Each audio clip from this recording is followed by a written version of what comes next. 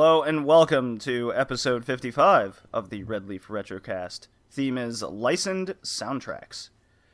I'm your host, JD, totally not dying, I swear, joined by Kevin. You should have called it the Red Leaf Throw Up Cast. I got nothing, never mind, I tried.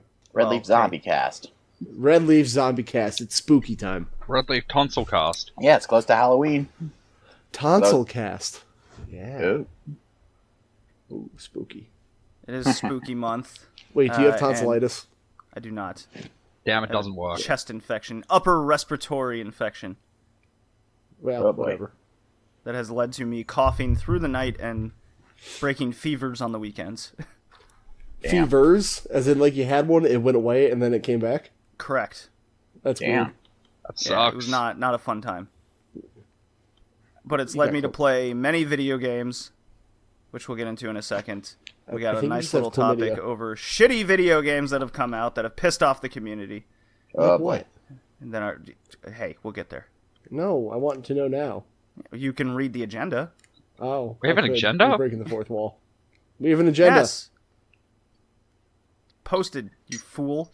That voice is Jay. He is the guy coming over from the Modern Game Cast and his own podcast, the Smack It Down podcast. It's your theme pick. You wanted to be on this. Why'd you choose licensed video games? Licensed soundtrack video games. All video games are licensed. That is true. Dude, That's because a good point. it gave me an excuse to play things with good music. That's pretty much it. Well, that's good enough for me. It's good enough reason for anything, really. Yeah. What more And do I Colin's need? also here. The guy with the predetermined mic issues. Yep. Hello. What's it on, a high chair? Yes. Your mic? Yes. Professional setups. Ah. We should get a studio, and we should all just fly there every 2 weeks. Oh, it's not. That sounds expensive. Yeah, especially for me, dude. Hey, Come if you're on. willing to pay for it. Jay's music, or his audio is coming in upside down. I couldn't hear him. What? Because he's from Australia. Dad jokes. Hi. I'd rather what do set we- up the studio in Australia so we all that have a sounds higher cool. chance of getting peed on by koalas. Well, yeah, dude, Oh, they're boy, cute and sounds cuddly. cool. What more do you need? Not dying is number one. Wow. I sure hope I don't die on this podcast. You might. You It's just fine. you just need to live life Yeah. on the edge. It's true. And I don't want to break. I don't All wanna going be according to plan. Soon this will be For- my podcast. sick. That's right. I infected him. The Audio Issues Podcast. I love it. No, that's Fun. Smack It Down. Yeah. Oh, boy. All right, so before I have another coughing death threat, let's get into what we've been playing. I finally beat Link's Awakening Remake, which was a lot of fun, and it was relaxing when I was Nice, sick. nice. And I'm still sick, but How does it compare to the original? it's a lot less frustrating, but it reminded me of the trade quest, which I vastly disliked. Oh, there's Oh, nothing yeah. wrong with it. Yeah, you only have to find... You have a fishing hook, and you're like, oh, I guess I have to go to the fisherman in town. It's not him. It's actually this dude that's hidden under a random bridge in the world. Which I'm pretty You sure. don't That's know right. that you should dive under, and it just goes there. It's stupid. I'm pretty sure it's still the fisherman. It is still a fisherman. I don't know if it's the same guy. I'm pretty sure it is.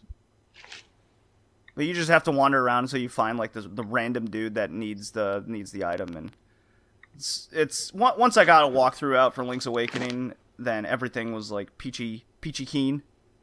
Peachy Keen Jelly Great. Bean? Yeah, well, jelly bean. Could go for a jelly bean. Ha.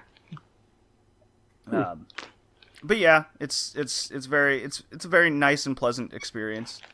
And then I've been hacking away back at Devil May Cry 5. I'm determined to try and beat that game, especially since it's spooky month.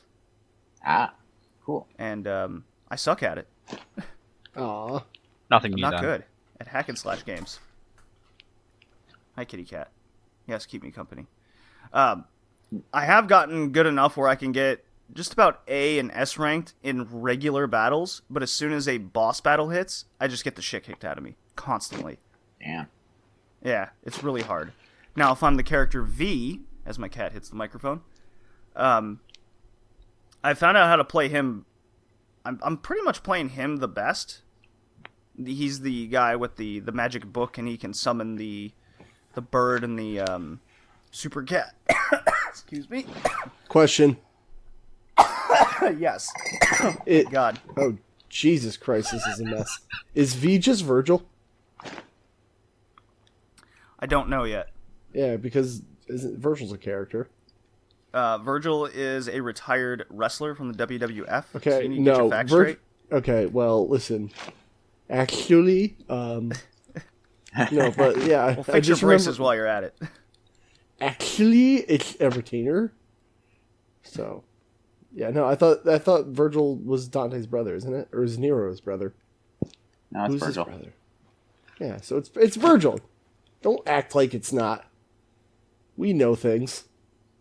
It hasn't once been played revealed video yet. games. And I'm like halfway through the game, and it hasn't been revealed. So That's like when what's her name, Lucina came out in Fire Emblem. She's like, "My name is Marth." I'm like, "You are absolutely not Marth.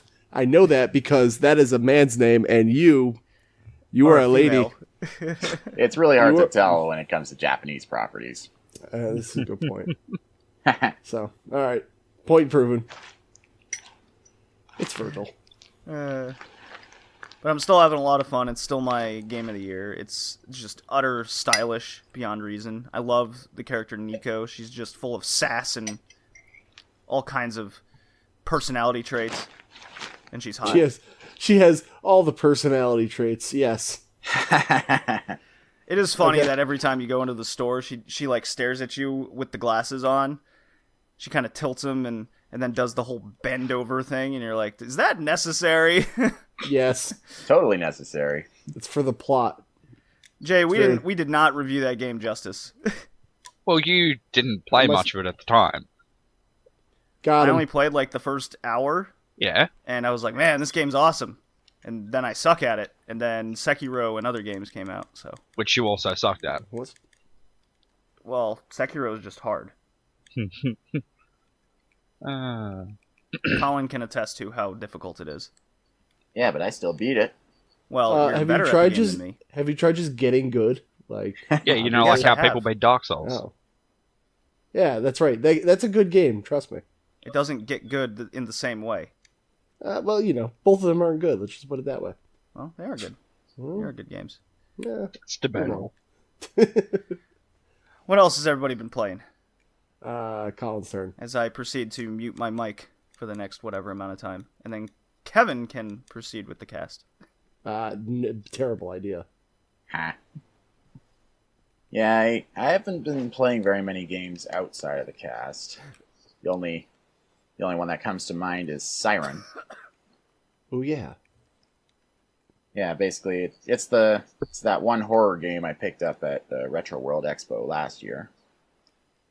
It's a Japanese horror game that's sort of like Silent Hill, but at the same time not. It's basically it's one remote village in Japan. They have at one point this air raid siren goes off, and then the river turns red, and then people start turning into zombies, and you have to switch between like 10 different characters to try and figure out what's going on and get the hell out of there. And I'm about 2 hours in. It didn't quite grab me in the first half hour, but then it still hadn't quite impressed me quite yet, but it still had its moments. Like you have this sight jacking ability where you basically goes to a static screen, and then you turn the analog stick around, and whatever character it's pointing at, you can see what they're seeing, whether it be an ally or an enemy, particularly the enemies, so that you A, know where they are, and B, know if they can see you, which is kind of a cool mechanic. And at the same time, you can also tell if they're carrying a weapon. Like, some of them will hold their guns up to their face, or a knife, or a spear, which I think is pretty cool.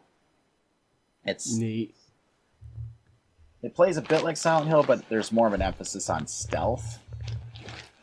So it's but the way it's executed is kind of tedious. I'm still interested to see where the story goes. I've seen it pop up on the There seems to be. PSN store. Is it worth grabbing? I'd say for maybe $10 or $15. Cool. Toy. Yeah, if you're a horror game fan, then it's worth checking out. Neato. And yes, I played it in the dark. As you do. How dare you? You're supposed to play games with the lights on. Yeah, what if you get Don't scared? tell me what to do. Wild. And on a side note, I saw Zombieland 2 last night. Any good? Super fun. Cool. If you like the first movie, you'll love this one. I've never seen a Zombieland. I know nothing of it. There's only 2 right now, but definitely see the first one. The first one's a lot of fun. Is it actually scary, or is it just like... Nah, it's a comedy. It's comedy. Alright, cool. Into that. All right. So, cool. So what have you been playing? Well, who wants to go next? Kevin? Jay can go. Oh, okay, I guess I'm going now. Alright, so I missed the last cast, so I gotta update you on everything in life. Let me open my list. Alright, so I beat Borderlands 3. That was fun. Oh. Then what did I do after Borderlands 3? I played Mega Man 5, which was like... Did anyone play Mega Man 5 ever? No. Or no? Because it's like incredibly easy compared to the other 4 I've played at this point. I don't know why. Maybe it's the Mega Buster and the slide really helps, but I've played Mega Man 5. Is it much easier than the other 4? Yes. Okay, cool. So it's not just That's me. That's when the games in general start getting much easier. Because I played with on the Legacy Collection, and I did like rewind when it came to like spike traps, because those are dumb. But beyond that, like the game was really, really easy.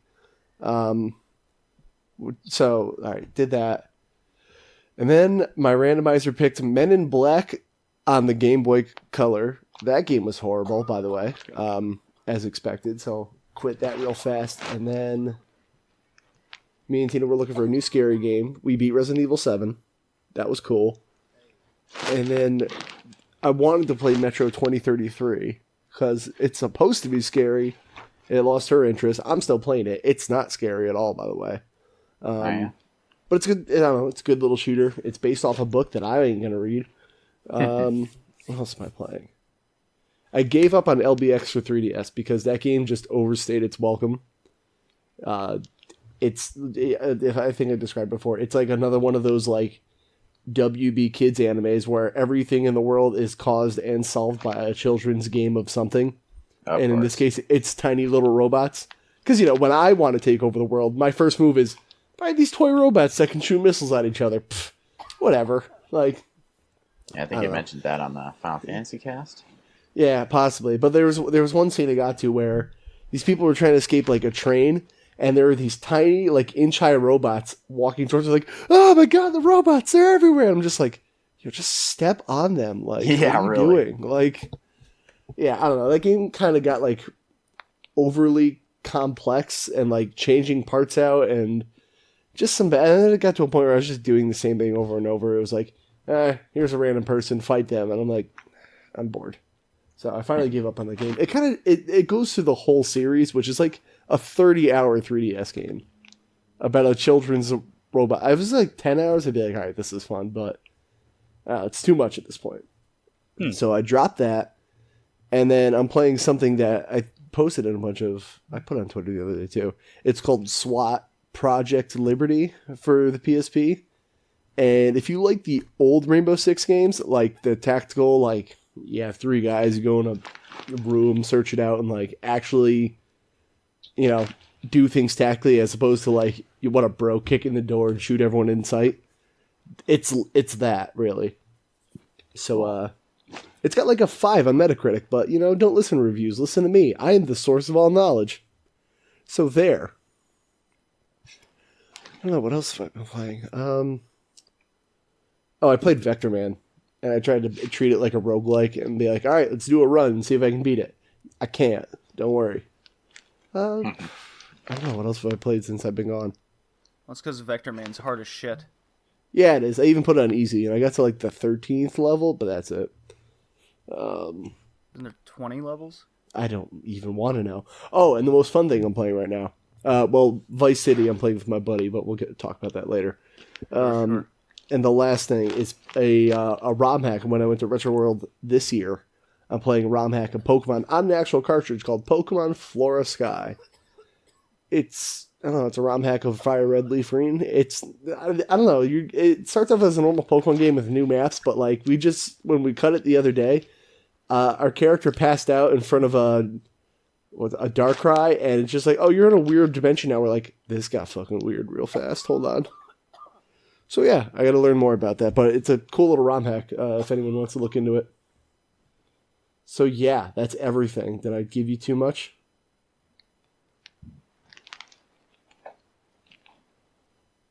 That's it. I got nothing else. Cool. Well, I guess it's my turn. Yeah. Mm-hmm. Well, I've What been have you played playing. in Australia land? I've been playing Borderlands: A Pre-Sequel with a friend, Hell yeah. and I'm obviously playing as the best character in the world, which is Claptrap. Yes, he is. Dude, it is so convenient not having to get oxygen. Just so convenient, so convenient. And I'm also Love playing through Pokemon Crystal like a 5-year-old by using only my starter and not allowing it to evolve. That's the spirit. Indeed. So Cyndaquil is going to be the champion of the Johto League, and hopefully, fingers crossed, beat Red atop Mount Silver. He can. If I can You get just that have far. to believe.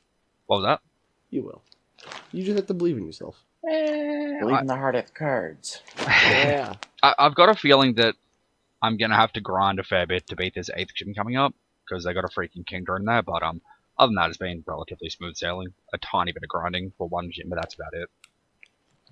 Currently on holidays, What's though, the type so... of gym? What was that?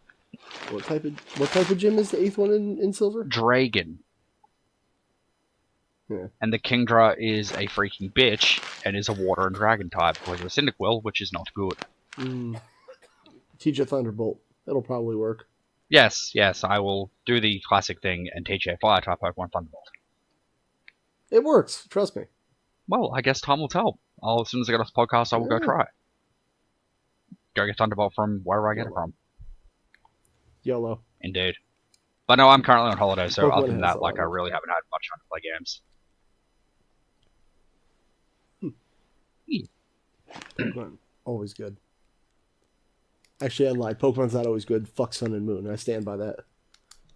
Sun and Moon are... Oh, I kind of liked it. They're fine. Sun and Moon was bad. They're fine. It was bad. They're... No, it's not. It was stupid. It was slow. It was boring. Kev? What's going to be slow and boring is going to be Sword and Shield. Kev? Mark my words. No. They're Listen, fine. There's a 50-50 shot it might suck. Yeah, you're right. So I'm hoping, because I loved X and Y. I loved, what was it, Ruby Sapphire remakes? Omega and Alpha. Sure. Yeah, those are fine, but it was just like I played these, so I don't know why I'm excited about this. It's I kind of don't like the. You know what I think is? Go. Mega Evolving sucks. Nah. I agree. No, I no, said no, I no. don't, I Mega... don't like Mega Evolving. I liked Mega Evolution. It reminded me of Digimon, and therefore it was good. Yeah, but that's Digimon. I don't want that. I want to play Pokemon, not Digimon. Well, what did you guys think of the X moves or Z moves or whatever they were called from Sun and Moon? Stupid. Just go back to normal Pokemon. What do you think of? I Mega Evolved for a while, and then I was like, okay, so now my whole team is based on this one thing. I don't like it. Like, and then I don't know, just it's not fun. I don't know. I just want normal Pokemon again. This Gigamaxing thing looks very weird. And I swear to God, if they get on Gen 1's dick again, I'm just gonna be like, okay, I get it. Like, we get it. Red and blue happened. You don't have to talk about it every game. You should Like, be, Kevin. You just don't no, get it. Like, I get, like, there's a, like, oh my God, that's where, like, the casual fans are. But I'm like, listen, it happened. We're over red and blue. Please. I understand. Besides, You too, Professor Oak. indeed. Well, he isn't Sun and Moon. He's just like an islander version of him. So you know. And that's fine. But, like, in Gen 6, when it was like, now you get to pick a Kanto starter, because, you know, it's like a cheap pop. And it's like, oh, Charmander! And then, like, they just kept doing the Gen 1 references. Like, guys, we're on a 3DS now. Let's move on. Yeah. It's like every time Nintendo makes like a 8-bit reference of Mario or like something, I'm like, all right, guys, we get it. Like, you had other systems, between this and the Switch, and they're like, no, we haven't. Here, Pixel Mario, shut up. What's a Wii U? The GameCube. Never had it. Dude, there's only like one game on the GameCube, let's be honest here. Yeah, SSX3. Oh, wow. JD, it's Tony Hawk's Pro Skater 3, get your facts right. No, Bad that was game. on the PS2. You're silly. Bad game. Yeah. If a game All right. came out on anything else and a GameCube, play it on anything else. Even the GBA. What after 3DO to be played on there? No. There's always an exception, no exceptions. All right, let's move on, shall we? No, the 3DO dies. Let me play. I want a really sad, like, pathetic drop because you're so sick, like, wah, wah. Mario Game Over sound it is. Everything's just going to be sad, depressing this episode. Welcome to the Spooktober episode. Wah, wah. All right, done. So, there's been a couple games that have come out recently well, let's laugh at Bethesda and 2K. Let's just not be Oh, around my the bush favorite. Yeehaw. Those are my favorite people to laugh at right now. here. Oh my god, Bethesda is just...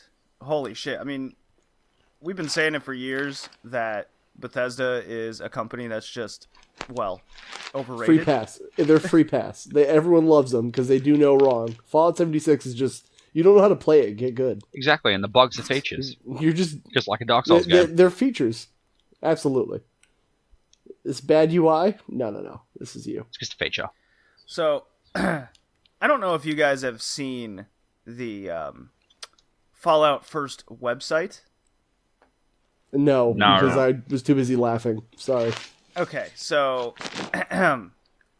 here's a link. I'm going to put in the We have to Discord look at it now? right now. Oh, it's I'm playing SWAT Project Liberty. You should be playing Outer Worlds. Maybe. I can't. I have a bet going with Jay I'm not right home now. yet. So, Where's the Fallout link? 76 thought it'd be a great idea to, instead of fix their game, and, make do on their promises, that they came out with something called Fallout First, which is a $100 annual subscription service where you can now go into private servers, even though the whole game was based off of being in public servers. So, if you want to play, you have to pay for the right to not play with others. And yeah, go on. Didn't people want private servers though? This is what you wanted. We fixed it. Well, the only way you can get into a private server is to pay this subscription service. So people wanted So the they ability to fixed play it. So Fallout. First came out, and it doesn't work. It's still public. So the people that paid for the subscription service to get private servers, people can just come into your private server. Sounds like Bethesda. Yeah. 10 out of 10. And then Game the of the other year. issue people wanted was a infinite backpack. They didn't want the storage space to be as limited as it was. Now here's the They're thing. like, great. Hold up. If you want an unlimited space thing, then get the Fallout First. Well, turns out that once you put items into this infinite backpack, it just deletes them for you. No, see, that makes complete sense. You're not understanding. What you wanted was a storage box that had unlimited space, meaning that it has no bottom. Therefore, it breaks space and time. So when you drop it into this infinite space, it'll just keep falling. It's not our fault that you can't reach it anymore. You wanted infinite space. You just need to physically This get is- into the box, and eventually you'll reach it. You'll never. That's your problem. We did exactly what you wanted. Not wrong. Yeah, there's some pretty good YouTube parody commercials of people making fun of Fallout First and Fallout 76. It's like, hey, did you want to believe in Bethesda? Are you one of those mindless goons that believe that they have your best interest in mind? Well, here's Fallout First. And a multi-million-dollar corporation has your best interest in mind, sir. Oh, wow. Okay. You should know better. The domain, falloutfirst.com, if you go there, it's not actually Bethesda's.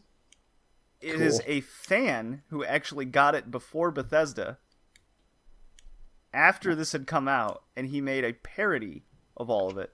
Oh, no. Oh, yes. And he calls it Fallout Fuck You First. That's a good one. I sometimes, not all heroes wear capes. It's really good. Very true. So it's like, yeah, private worlds, scrap boxes, and more coming, he spells it the inappropriate way, to Fallout 76 with Fallout Fuck You First. Ever since Fallout 76 launch, we have constantly done nothing to improve and evolve the experience based on your shitty feedback. That's why we're excited to launch Fallout Fuck You First, a premium ass-pounding membership that offers something dumbass players have been asking for since before launch. I gotta Private see worlds this. for you to select cough friends. So we decided to put it behind a paywall.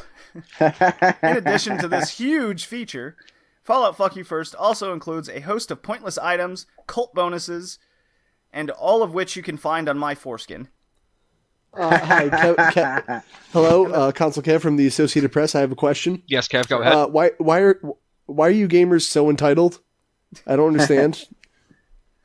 Why are you entitled to have a game that works and functions? I'm sorry, you're paying $100 a year, and like, is that not enough privilege for you? Why are you so entitled? Well, the best part, Kevin, is Fallout Fuck You First is available to screw you right now. Oh, well, that's exactly what I wanted. I don't understand what everyone's complaining about. I have to give you my social security number? That's perfect. This is a feature. Yeah. So the whole you really got to read this. I read the whole thing. It is priceless. The whole domain is just that. It's great. And then at the very end of it, it goes there's a link that says Become a Fallout FU First slave. Yeah, become a Fallout Fuck You First slave here, and if you click on it, it just goes to the YouTube video. Never gonna give you up, never gonna let you down. That's more work than Bethesda's ever done on Fallout. That's perfect. So it's great. I love it. Bethesda are pieces of shit, and it only disgusts me that when eventually they come out with Elder Scrolls and that game is broken as fuck, people are gonna defend that and buy it off the shelves in droves. So, the cynical part of me likes this because I've always said that, like, for some reason, everyone just lets Bethesda, like, do whatever they want. They go, oh, Bethesda does no wrong. Like, Fallout's a fine game, but it is absolutely, like, it's buggy. It's kind of broken, but, like, everyone's like, no. Fallout is a gem. You just don't... Those are features. Whatever. It's a big open world game. Like, you can't handle everything. Like, GTA does it literally all the time. They don't have this many issues. Yeah, but Kev, you can't go into every single building in GTA. Well, good. I don't need to. Number one. Number two, did you know... Jay, do you know why there's no ladders in Bethesda games? No, I don't. This should be interesting. Because they couldn't... They got all their NPCs to climb the ladders, but they couldn't get them to ever get back down. Wow. So eventually, when they were, I think it was New Vegas or 3, but they had ladders in the game originally, and all the NPCs would climb them, and eventually through playing it, all the NPCs would just be stuck on balconies, and they didn't know how to get down. So, it's a feature. You guys don't understand. My guess would be that it's probably Fallout 3, because, as we all know, friggin' New Vegas was made by Obsidian. Right. So... But the only thing Bethesda's good for now is publishing Doom Eternal. Or giving their license back to Obsidian. Their best games are games someone else makes. Exactly. I mean, look, I'm not going to lie. That kind of pays for their sins alone. I'm pretty cool with that. Also, if they want to do a re-release of Fallout New Vegas, I'll play that as well. Just saying. There's the Outer Worlds. It's essentially a cross of New Vegas and Borderlands 3, from what I've seen. I haven't got to it yet. Like I said, still on holidays, it's at home. It's getting a lot of good reviews. I'm Don't loving the say Outer that here. Worlds. Kev's gonna have to buy me a copy of Fallout 76 so I can get on Fallout FP No, first. to inform everybody, somehow we got into a bet that if Outer Worlds, Wilds, or whichever one it is, I don't remember, if that game is worse than Fallout 76, I will buy Jay a used copy physically of Fallout 76 and ship it to Australia on my dime because Bethesda doesn't get any money for that. JD, game. you I know will I'm buy gonna digitally. I negatively won't- review friggin' Outer Worlds so I can get a free game from Kev.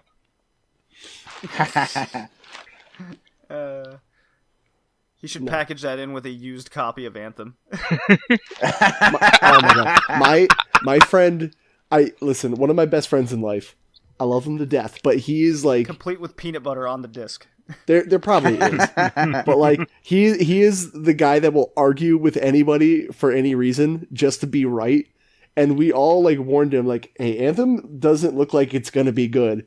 No, Anthem's gonna be great. Oh, Like, please it's tell gonna me be he bought fine. it day one He's- and has been defending it ever since. He bought one copy, somehow ended up with two in the mail. And then I asked him like, hey, like a lot of people have been like saying it's crashing a lot and like deleting saves. It's happened to you? No, it's never happened to me. Never happened to me. He hasn't talked about Anthem since, so who knows? You should ask him how that's going. When Yeah, Jay and sure. I reviewed Anthem for the podcast back in, I think it was February when it came out, Something like that. there were some hardcore fans that came after the podcast.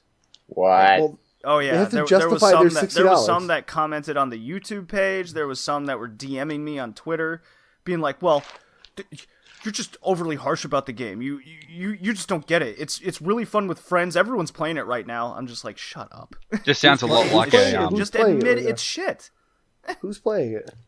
No Not one's even playing it. EA wants to touch it anymore. That's fair.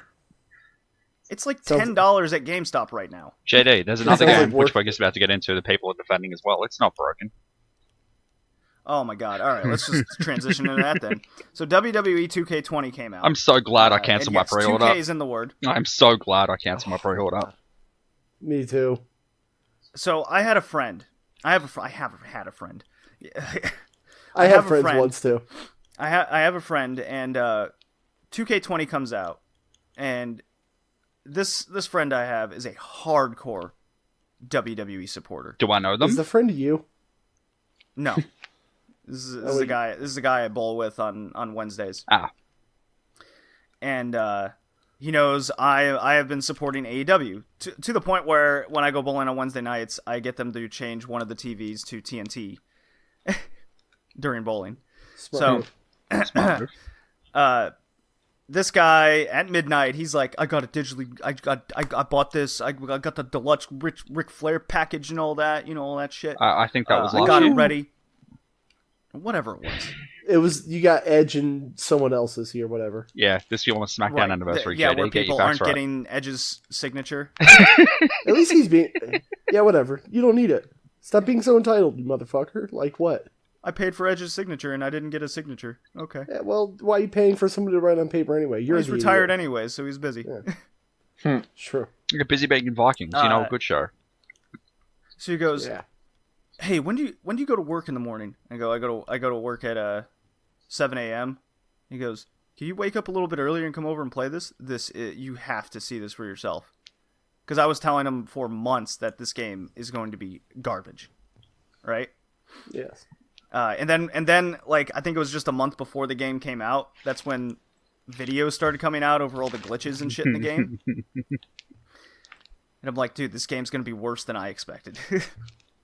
So he texts me. He's like, "Could you come over early?" I go over early. It took 5 minutes into one match to just break the game. What? It sounds right. Yeah. Yeah. It's bad. So There. usually you would run at somebody, and if you hit a button, you would clothesline the person, and they would fall. Well, WWE 2K20 or Fallout Fuck You First wrestling game decides you don't hit the person. Your arm goes through them, or you glitch slightly to the left or right of the person. Wow. So that the hit detection in a fighting game doesn't work. Wow. It's It's a sports entertainment game, so actually you're wrong. So, The hit detection does not work in this game. well, actually it does, but it's not planned to be the finish, so you're just doing it wrong, obviously. And all the physics and mechanics surrounding any sort of object in the game, so that involves anything quote-unquote hardcore, or in this case the ropes as well, that man. also functions.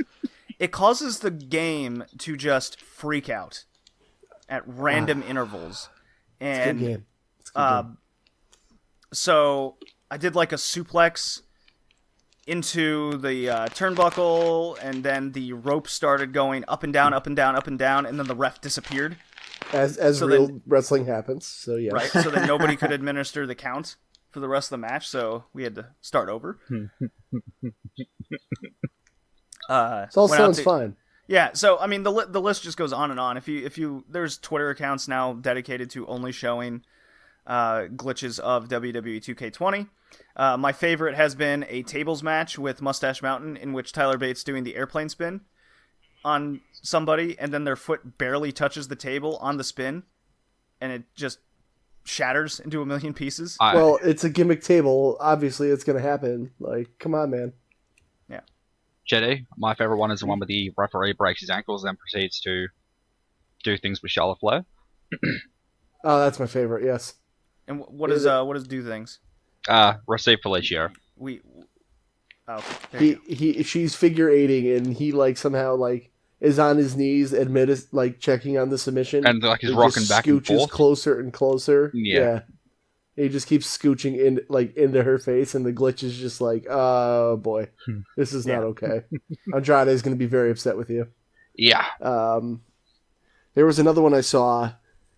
I guess if you edit anyone's costume, the game will either A, crash, or B, just break. So somebody edited Becky Lynch's like steampunk Hall getup to like have I forget. I think it was like Eric Rowan's like Wyatt family mask on her, and Okay. like essentially what it does is the mask floats above her head. Her actual face goes away, so she's just eyes and teeth, around hair. jeez. Her jacket floats behind her, and I think eventually the game just crashed from the video I saw. Yep. So essentially, this game's perfect. So I don't see what we're complaining about. 10 out of 10 game Perfect of comedy, it it's- sounds like. Jetty, it's Game of October. Don't you understand this? Yeah, Oh my God. I well, mean, it is a horrifying game. oh, you. Oh. Maybe they're gonna patch Yeah. it to fix it. Maybe this is just a Halloween thing they're doing. Don't even fucking start with that nonsense. So 2K, WWE 2K20's Twitter puts out a PR message just like we're listening, like the Bethesda thing. We're listening to you because we believe you deserve a working game. Some of you have had Oh, yeah, problems. It's not just Bethesda. Some of it's you also have EA. had problems with this. We will be working in the next 2 weeks to come out with a patch to fix some of these issues. I'm Some. like, yeah, some. No amount of patch will ever fix this shitty game. The career. So let's say hypothetically, all these glitches are fixed, right? The game is still bare bones bad. It's boring. The career mode is atrocious. I don't know if you've seen like people playing the career mode and the dialogue. I'd is, like to stop something you a right fifth- there. Okay. Okay, so they had this one joke in the game, and honestly, it perfectly reflects the comedy in WWE. Let me take you back to a moment when Charlotte Flair was talking about her friend Ken, Dough Stick. Remember that shtick on SmackDown, and you all Oh, cringed right, really yes. hard? They had a moment in the career where somebody slipped on a tray in a cafeteria table, like, look, that's his friend, Trey, because he slipped on a tray. And I was like, oh, they got the writing perfect. Nice, guys. You nailed it. Like, it's just like the show. Horrid. Well, live. That was great. Do it live. It's fine. It's okay. Look, with Game's Ukes great. leaving, and hopefully they're going to be working on a different wrestling promotions game coming up. Definitely not. No, So- they would never do that. No, not at all. So this was the other excuse people were making. They go, well, Ukes left them and left 2K high and dry. This is actually not true. So since 2012, Ever since 2K got the license from THQ when they went under, they got it at a fire sale price, like ungodly cheap, right? So Yuke's has been developing the game, and ever since 2012 rolled around, 2K and its own developer that's in California, what's it called? Digital Software? No. Visual Concepts. Visual Concepts. Thank you. Some Yes. bullshit standard name. Yeah. So 2K and Visual Concepts, 2K wanted their own developer to be mostly in charge of this game. So they've been phasing Yuke's out since 2012 to the point where Yuke's is just in charge of helping out with the engine. That's why the engine hasn't changed in like 10 years in the WWE 2K games. So Yuke's has been wanting out for almost a decade now, and they actually want to make their own wrestling game. Hello, Kitty. Get out of here. Get. Yes. 2K Bad sucks. kitty. I agree. Kitty! Bad Kitty. So Yuke's finally let their contract expire, essentially, and now they're going to go off and make their own non-licensed wrestling game. Yes, So similar non-licensed. Well, similar to like what Chikara made with theirs, or what Fire Pro was for many years. So if they make a successful wrestling game, who knows? Maybe they could get in with AEW or someone. You know, there are options out there. But the point being is, this is not Yuke's fault. Yuke's had almost nothing to do with the making of 2K20. This was all Visual Concepts and 2K themselves pumping out a game on an annual basis, rehashing assets year over year, not updating the engine, i.e. just like Bethesda, never updating an engine for today's technology, and yet expecting it to perform the same over and over again. Right? So they ended up putting so much into the game, now the game itself can't keep up with the software. So you've missed one thing about this game. We actually have to talk about, JD. Okay. It's another thing of promises not being delivered. As you may know, I joke on you for being cynical of the WWE product, right? As you are. I mean, I rag on you a little bit. I do back those up with facts though. So yeah, I'm not saying you're not. I watch it, but most people understand that you can criticize something and still generally like it. Sure. Yeah. I agree with that sentiment. Yes. As I do. I love the Fiend. I know they're doing some questionable things. He's not winning in Saudi, you know that. I know that part. I'm just saying, as a character, it is the Desert Place redacted. Get it right. First, all right. Only Hulk Hogan and Ric Flair can call it what it is. Anywho, beautiful as city it of is. Jeddah. So anyway, I was like, I'm gonna wait for 2K20. I don't buy sports games every year, and I'm just gonna wait. They announced the Fiend as a pre-order, and I was like, well, sign my mark ass up. I'm a get that Fiend, and I'm gonna play as him, right? I don't know if you know this, but even for the people that pre-ordered, you can't play as the Fiend right away. Why? Yeah, you have to wait like a week or something. That's dumb. He's not available at launch. That whole game mode is not available. So if you pre-ordered it, hoping to play as Fiend, guess what? Fuck you. Now, the reason I originally pre-ordered You deserve it. pretty much. Now, the reason I originally pre-ordered it is because usually they've got decent things in their collector's editions. Usually. However, I'm very glad I didn't do this after those screenshots came out. Yeah. Also, I cannot They wait got, for Ukes to go out and make a Ring of Honor game. Yeah, Ring of Honor. That's who it's going to be. Exactly. Put marker. No, it's going to be Yes. Impact. Well, Impact's actually good at the moment, though. Impact is pretty good. See, trying. Shut up, cynical asshole. Have either of you guys seen the spoilers for the Impact tapings? Just out of curiosity, or not? I saw what happened. I'm torn on it. JD, have but you? I won't get into it. JD's gonna watch it. Impact. All right. So let me tell you Look, what I saw. If you don't want to know, we won't say anything. But I'm just gonna say one thing if I'm allowed to. 1025 Windsor. Don't do it. Don't do it. Don't do it. Don't do it. Don't do it. Don't do it. Let's just say the main event Follow picture Bob is defeats changing. Jake Christ. Oh my god. Don't. JD, the further you dig down in there, you're gonna regret it. Don't do it. All right, we're doing this live. All right. So essentially, I saw that a title changed hands. Is that what we're talking about? Yes, what should have happened at the pay-per-view happened on the Impact tapings. Right. So I'm torn on that because I want big, bulgy, muscly guy to have a good title run, but I also feel like sweaty, greasy man needs a title at this point. Sweaty Greasy Man probably should have read the won the 25. title at the pay-per-view. Yeah, he should have. So there's that. So, Sammy can we get Callahan back to beat Brian talking games Cage. now? Yeah, about that. Sorry, Colin. So yeah, anyway, I think the 2K games overall, they're fine. I'm going to stand by that. Cynical ass. I think 2K19 No, they're was... not. They're Shut up. unacceptable. They're a decade behind today's technology. They're fine. Can I just play Fire Pro? But they're not great. Yes, you Is can my just play point. Fire Pro. Thank you. Yeah. All right. So put it this way, that a big company like this, especially 2K, that pretty much only has one good series, Borderlands, you can't like afford this. I'm actually scared for 2K.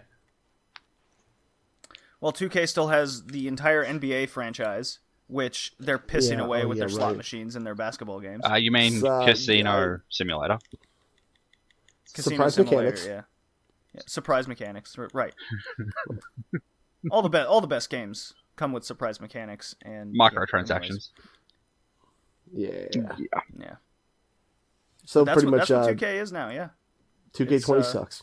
Well, what's scary is WWE demands an annual video game release, right? Mm-hmm. So they make a lot of money on the licenses and the likenesses and all that. And because 2K bought it at such a low price that, let's say WWE doesn't renew their little contract this year because of this debacle, there's going to be a big demand and the price will skyrocket. So 2K is going to have to get their shit together really fast. Otherwise, they're going to lose a lot of money. Yep. Yeah. Well, moral of the story is maybe don't put a game out every year. Correct. All right. So, what are we talking about now? I'll play the pumped. Street Fighter Death Drop. I'm hungry. Me too. Damn it, this is obvious joke to be the game matches the TV writing right now. Damn it. Okay, anyway. Okay. Sorry for my coughing. No. Those listening, I've done my best to mute myself. All right, on to our licensed soundtrack games. Jay, why did you choose the topic, and how did you come across your first game? We have 1, 2, 3, 4, 5 games to talk about. And ironically, 4 out of 5 of these games all released around Halloween. Who's the odd man out? Warrior Within. Excellent. That is a St. Nicholas Day release. Whoa. Around there. So it's a holiday game. Die Hard is a Christmas movie, yes. Although Sands of Time was released on Halloween.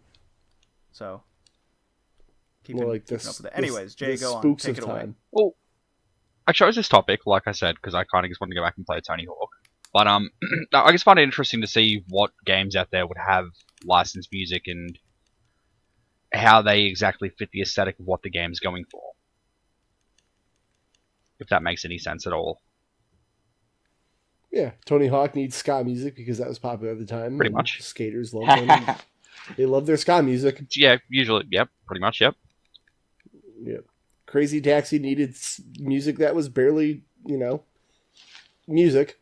Yeah, all the bands we used to like when we were kids, and now we look back on now, and it's like, hey, cool, we're not stands for them anymore, but we totally are secretly. Yeah. No, I listen to Offspring occasionally, and I go, yep, I made mistakes. Yeah.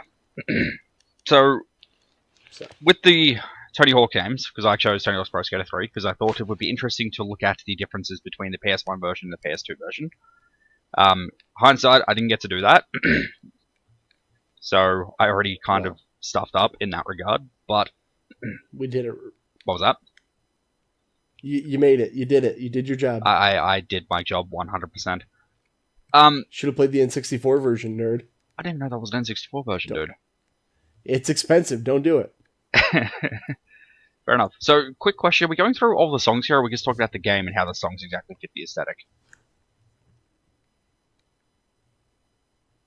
JD has to unmute himself. I'm going to say talk about the game until I run this podcast now. Haha. Let's talk about the game. Well, it's Yeah. Well, the Tony Hawk games, you play as a professional skater and play through, do competitions, and usually do dumb things, like, causing an earthquake in Los Angeles because it's on the fault line. Uh-huh. And Makes sense. what was that? It makes sense. It does. And pretty much just go around causing chaos, racking up points, and yeah, it's being a skater. Unlocking Darth Maul at the end of it's pretty cool. Nice. It did. And like I said, Hot take. Episode 1 was good. yeah, because, I guess it fits in with the time. Neat. Yeah, I used to play these games with my brother growing up. It was mostly Tony Hawk 2, but 3 snuck in there at one point. And we Two, always had a blast. unpopular opinion here, but 2 probably is the best one. Whoa. Indeed. I don't think it's unpopular. No, see, 3's the one that really introduced all of the mechanics that people are fond of, like the whole balance meter with the grinding and manuals and that sort of thing, being able to revert. That was in 2. No, yeah, that was in 2. Well, for the manual it was, for the grinding it wasn't. Oh. At least it Well, wasn't in 2 the is Spider-Man. At least it so- wasn't in the Australian version. Maybe the PAL version was 2 is different. Spider-Man, so don't worry about it. It did. It's the best one. It did. It did. So no one's mentioned this, but Tony Hawk Pro Skater 3 came out on the PS2, GameCube, Xbox, PlayStation, and 64. Developed by Neversoft, published by Activision, released October 21st, 2001. You can go through the story mode in about 9 hours, so it's a good chunk of time. It also came out on PC. Actually, that's a lie, That's the JD. one You can go through we the story played. mode in about an hour if you don't do every single character. I'm saying for a Ooh, casual playthrough on your first time. Fair enough. You're casual. Okay. Nice. Shots fired. Got him. All right. This Tony Hawk's Pro Skater 3 is one of the few games that got a perfect average Metacritic score. Oh, yeah? Hindsight's 2020, you know? Yeah. It's regarded as it's tied for the best PS2 game of all time with Grand Theft Auto 3. Wow, that is... nope, I don't like that. I think those two are the only ones that got perfect scores. I don't like that at all. Oh, boy. That's not okay with me. It's not okay with me, because that's not even the good GTA game. Everyone ignore the heathen. No, I'm just saying, come on, you're gonna say GTA and Tony Hawk are on the same levels of good? Come on. So I found I actually busted out my old Tony Hawk on the PS1, and I did get to play Pro Skater 3 on the PS1, and they just use the same engine, so it's just not as responsive as the PS2 versions. Cool. Also, the PS2 versions look clearer that's all it is. and have additional features. Well, yeah, it's it's on the PS2. Also have additional features, JD. Like more music. It does. Yeah. Well, you could put more on the disc. You could. You So guys are getting too technical. I thought it was very much the same game as the other Tony Hawk games. What threw me off though were the levels and the interactions. Like Kevin said, you can destroy LA That was because me, it's on a but fault line okay. kind of deal. You're in a chemical plant. You got to there's weird quirks about each stage. So you're in a chemical plant. You can push a guy into a chemical bath, and he's just like, "Oh, I'm wet." And I'm like, I don't know about That's how that works. It's like, please kill or not kill. What? Knock off 5 valves in the chemical plant. So there's Kill the different valve. chemical valves, not chemical sisters. Ah. Same Not thing. Chemical Brothers? Yeah, you sexist. Oh my god. Yeah, there is Uh, a Chemical Brothers song in one of these games. I'm sure there is somewhere. One of our podcast games, that is. Oh. Yeah. But go on. But I wasn't. I don't know. I wasn't feeling the levels really made for performing awesome tricks. I felt like it was find the trick to get a high score on each stage. And what I mean by is like in the chemical plant, there's a section where you can just go back and forth between two ramps over and over and over again. JD, And you can just do the same. Here's a very small spoiler. That is in every level, and that is how you get the high score. No. Because on the second stage, it's in a park, and there's a rail that just goes around the park. So you can just jump on the rail and just grind over and over and over again, and then like in 10 seconds, you can have a 90,000 score already, and you're done with the stage. So there's different quirks like that in every stage where you can just repeat the sequence and get a high score in like 10 seconds. That's kind of what I meant. Ah. Yeah. Mostly involves grinding. As it does. Yeah. So it was a very grind. I found it a lot more grind heavy than previous Tony Hawk games. And there's a lot of chain grinding to do. It's like Yeah. hopping from rail to rail. Or lip to lip. Or half pipe to half pipe. So I even watched a video of this guy on, I'll just stick with the the first stage, the chemical stage, where he would manual up on a ramp, then he would jump off it, he would keep his score, he would grind to the next ramp, keep his score, and then go into a manual and just keep doing that over and over again. And he was able to just keep the score counter going. Well, as long as you can keep your balance going, dude, like that's usually how you would play the game. I don't know. It just seemed kind of broken. Instead of, because in the previous two Tony Hawk games, which was the ones I had played and were familiar with prior to the podcast, I was always adamant about doing a lot of the maneuvers, like going high off the ramp, getting as much air as possible, performing the tricks, and landing it successfully, and going around collecting the tapes and whatever it may be. That's still a part of this game. You can still play it that way. But once you find that little trick to get to the high score that fast, it just seems like it's kind of a broken mechanic. Fair enough. And then the soundtrack was very much my jam in the early 2000s with Motorhead, Ace of Spades. That song I must have heard like 6 times on the I think it kept playing on the It's played during the intro. the park stage. It's also played during the intro. Yeah. Blitzkrieg Bop from the Ramones. They were on there. It is. Dude, CKY's in there because it is Bam's brother's band. Say again? CKY's in there because it is Bam's brother's band. Because it couldn't be a game in the early really? 2000s without Bam Margera. Well, Bam Margera was definitely the character I was choosing throughout my entire playthrough. Well, as you would. It's not called Tony Hawk's Pro Skater for any particular reason. Well, it should have been Bam Margera's Pro Skater. Should Or have. Jamie Thompson. Because that's pretty much Or what... Darth Maul's. Nobody likes Jamie Thompson, Colin. You shut up.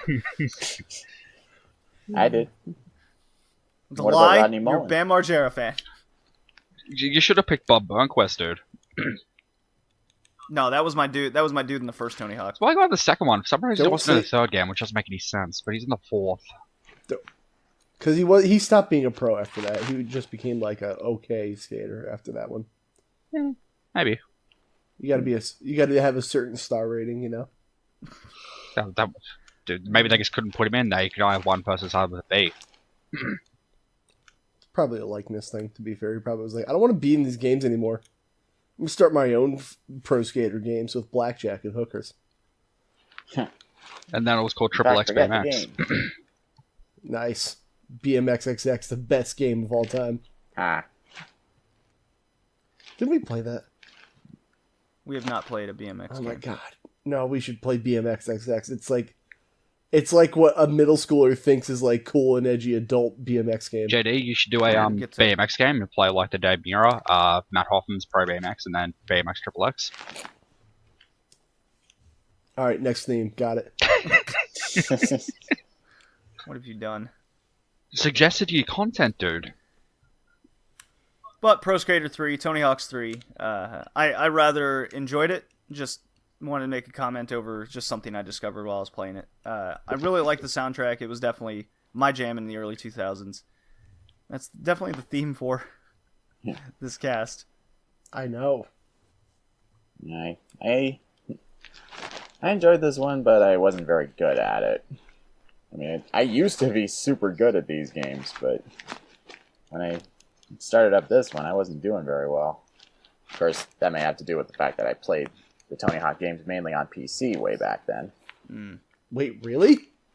Yeah, Yep. that is. I Who don't. played them? Yeah. I've never heard anyone playing these on PC. Like, I ever. didn't have a choice. You didn't have a Dreamcast for Tony Hawk 2? Nobody bought a Dreamcast except it. Everyone bought them later when they were like, "Oh, the Dreamcast is underrated." Shut up! You had your chance. I'm just speaking Yeah. the truth, man. Of course, there's also the fact that it's been over a decade since I last played any Tony Hawk games. So I think the most recent one I played was Tony Hawk Underground. Well, you didn't play Tony Hawk Pro So- Skater 5 a few years ago? What's wrong with you? The best one, obviously. Pretty much. Just kind of skipped it, I guess. I was playing Mario Sunshine instead. Tell you what, go do yourself a favor, Colin. You deserve it. Go play Tony Hawk Pro Skater 5, and don't update it. Whatever you do, just pop the disc in, just patch it another day. You got to dive right in there. I guess go play it and see what happens. It's probably okay. Physical media is cool. Look, there's a 99% chance that it will potentially work the way it's supposed to. Poll for the commenters and everyone watching this: what is a better game on launch, Pro Skater 5 or WWE 2K20? Please let us know. Or Fallout 76. Or Fallout 76 now, not even day one. Now, Yeah, you're not wrong. those are the three options. Please vote. I have a feeling it'll actually be pretty close because Tony Hawk Pro Skater 5 is literally just the tutorial on the disc. There's nothing else. Yep, Oh boy. 10 out of 10. Physical media will never die. indeed.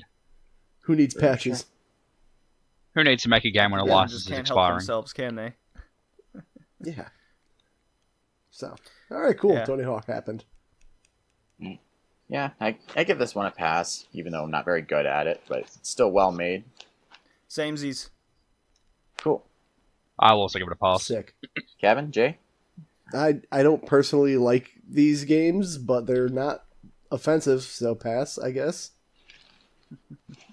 It's not my thing. It's not a Kevin game. Oh, it's definitely not a Kevin game. What is a Kevin game? Well, Kevin, Fair why enough. don't you take this next one then, Kevin? What is the next? What's the next one you wrote It's down? Joey's pick. Well, all right then. This is a Kevin game. Grand Theft Auto Vice City for the PS2. I'm playing this right now on twitch.tv/consolekev. Anyway, game's $5 around that. No shame. Developer is Rockstar North, published by Rockstar. It came out on October 29, 2002, and the game is so good, except it's weird. It's very purple, but so the thing I think I said this on one cast, and I learned you can turn it off. When you start this game up, there's like this weird ghosting effect on all the lights. Yeah. I don't know. Oh, is that the Yeah, blur? apparently you can. Yeah, you can turn that off. I Really? didn't realize you could until like recently. Huh. Oh man, Oh. it makes that game so much more playable. Wow, I didn't know I that. was like turning.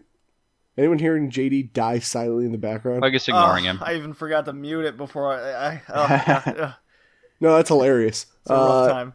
Yeah, you're dead. So yeah, Vice City. It's a good game. It's just something that definitely didn't age well with like modern controls in mind.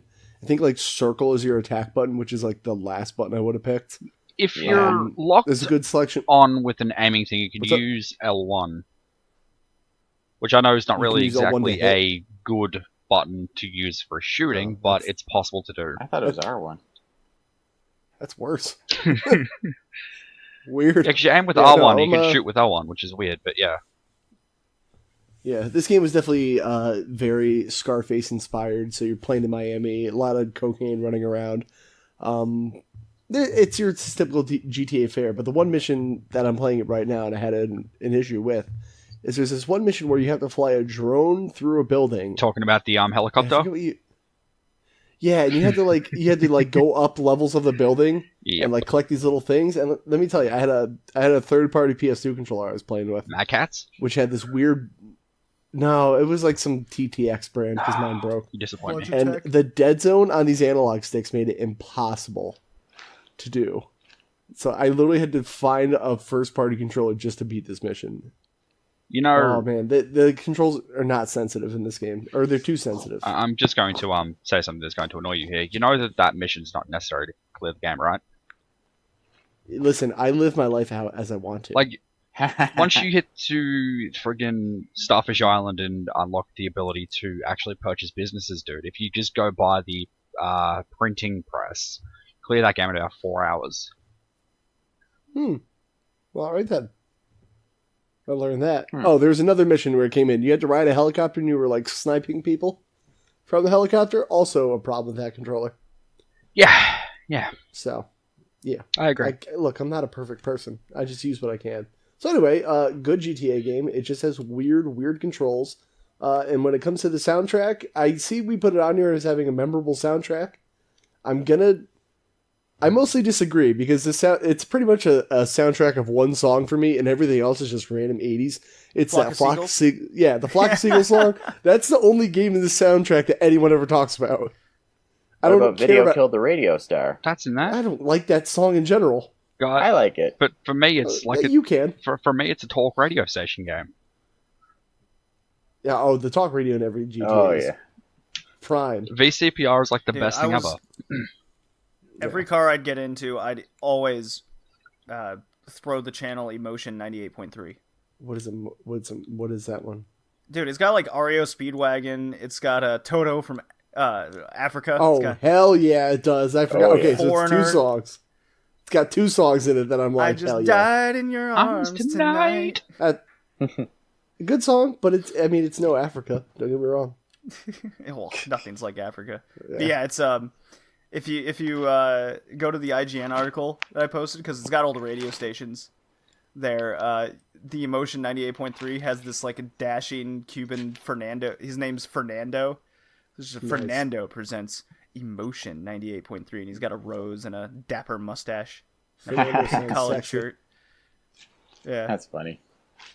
Yeah, the thing I loved the most about the radio way back then was the joke exploder commercial. It's just this parody commercial about like the patriotic army movies from back in the 80s. So the line that made me laugh the hardest was, "They've got your wife, but I'm not married. You are now to America." Rated R4. May include pretty patriotic garbage. It's pretty good, actually. That actually says that. Yep.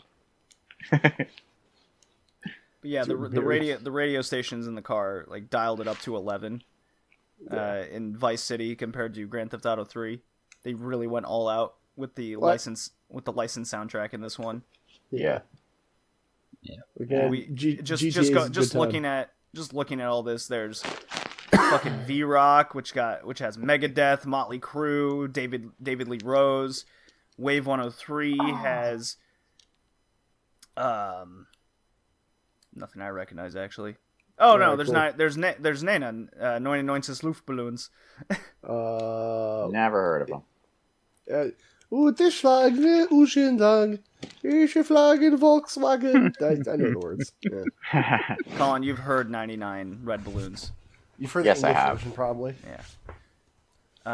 Flash has Hall & Oates, Michael Jackson.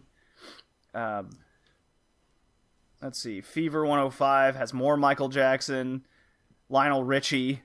So list just goes on.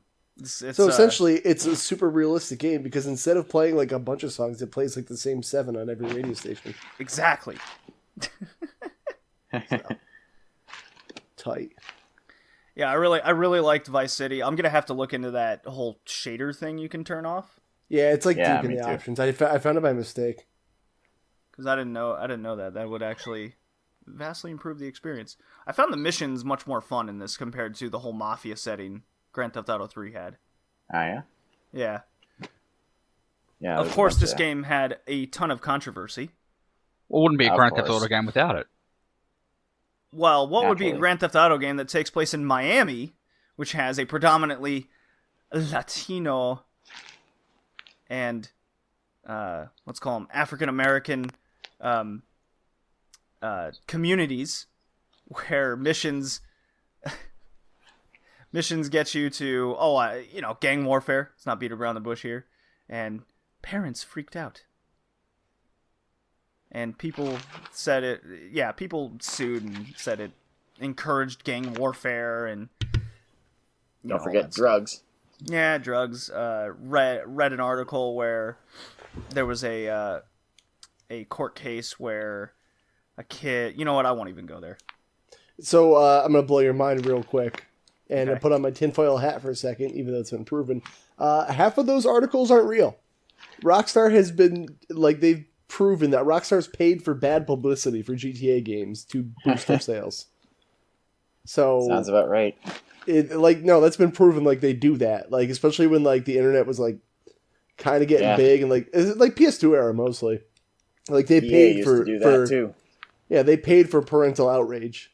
So it would Yep, did drive that Well, up with no, sales. this was Did actual that with- cases taken to court, and what I wasn't going to go into was a murder instance Yeah, whatever.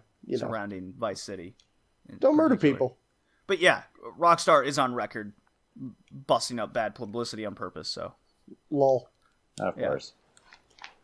which is funny which is ironic because now companies try to not do any of that. Listen, They just have to come out with broken, shitty games. it's easy, right? Yeah.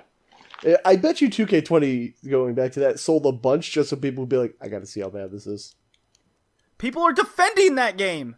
Well, Like, I like bugs in my games. Like, fuck you. I also love when people shit on my sandwiches at restaurants. It's great. Here's $5. Spit in my face. It's a feature. Moisturize my contacts for me. Here's $3. Nice. Spit in my eyes. Hell yeah. But first, you got to pay $100 to be able to pay for the privilege of Getting spit in your face. yes. Nice. Yeah. All right. So Vice City gets an easy pass. I definitely logged in the most hours with this game. Yeah.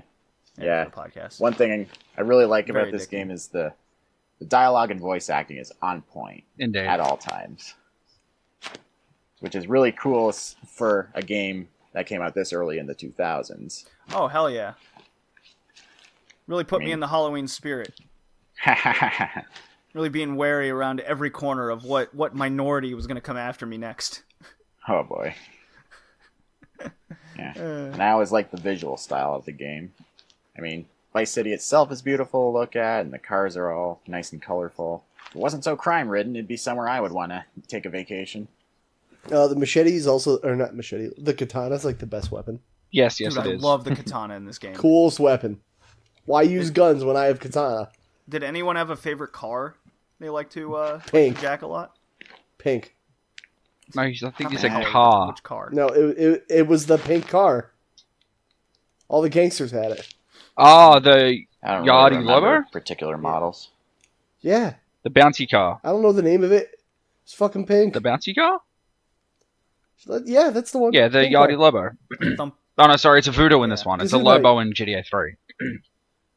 Gesundheit. Whatever you're saying. I don't know. It's a pink car that goes bounce bounce. Um, Hydraulics make car go boom. JD, my favorite car in this game was the Cheetah. Yes, that was mine too. Ooh, that's also good. What was it? I didn't hear that. The cheetah, Ah, because it's yeah, fast. I like that one. Please. The Tiger Woods. This game gets a pass from me as well. I spent more time playing this for the podcast than I did for Tony Hawk's Pro Skater 3, even though that was my game. Yeah, I passed this one too. It's one of the only games on this cast that I beat back in the day. So, had a blast with it then, and I had a blast with it now. Me too. All right, No pun intended. So, this next game, we chose for Kevin, and then he Yeah. didn't play it. Because I didn't know it was on. Shut up. It's in the Google Doc. I make a Google Doc for everybody. Oh, like I read. Good excuse. The game We're is surprised. well. Nice. So I had actually. So I want to apologize. You guys can call me out for this.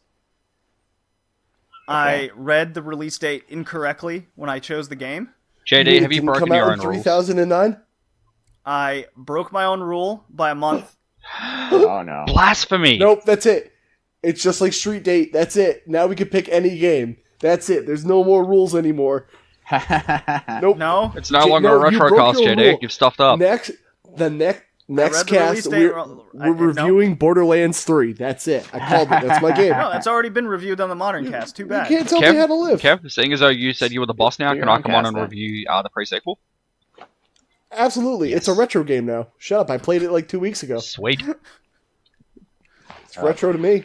This was Prince of Persia: The Warrior Within on the PS2, GameCube, and Xbox. It's about $4. Developed by Ubisoft Montreal Division, published by Ubisoft. It released initially November 30th, 2004. Oof. Wow. Oh, Look boy. at that. Breaking rules. The whole like integrity of this cast is going down the hill. You just opened up Sorry, the doors, I apologize so much. Cancel the podcast. That's it. Clocks in around 12 hours of gameplay. A little bit longer if you want to get the true ending, which brush the shoulder off. I did.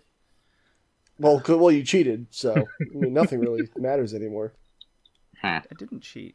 You did. This isn't retro, according to your Oh. rules. Well, not yet. It will be next month. Well, it's not. Are you gonna like hold the podcast back a month thing, JD?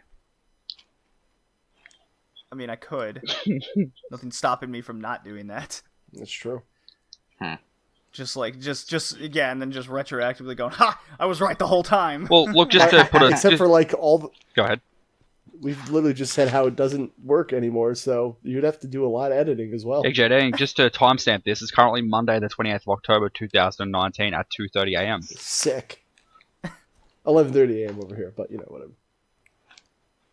I mean, you live in the future, so I sure you don't do. go by And your guys, rules. just so you know, And everything. it's Why also didn't you upside warn us about down and 9/11? backwards. You should have warned us.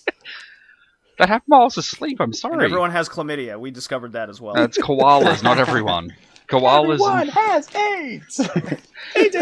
Everyone has AIDS. So That's we an covered. America reference for those who don't know. Yeah. Oh, So we covered Prince of Persia: The Sands of Time on a previous cast, Yes.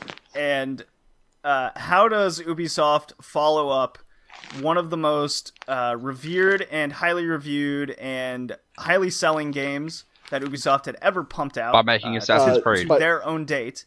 by They go, releasing Division 2. wow. Make Assassin's Creed 1. Yeah, true. They go, what did them kids like in the early 2000s? Well, Grand they're Theft all Auto? edgy. They love they love what did you put it? Scat music, Ska music. Ska music. ska music. Yeah, it goes from trumpets to they're very different. You'll make me cough. Oh boy. There it is.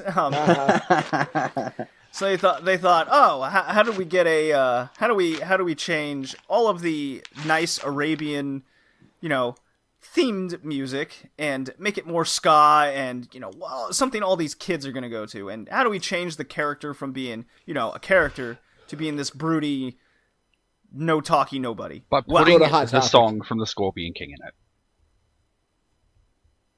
this came out before the Scorpion King, if I'm not mistaken. Just because So just fun, because shut you're up. right doesn't mean you're correct. So Wait, what? You wrote here Godsmack, and if we're talking about ska music, that's not ska music. And I don't believe the song is called I Stand Alone in your thing. No, there is a guy Max That Mong spell. called I Stand Alone. He's right. Yeah, but he wrote Stand. Did he?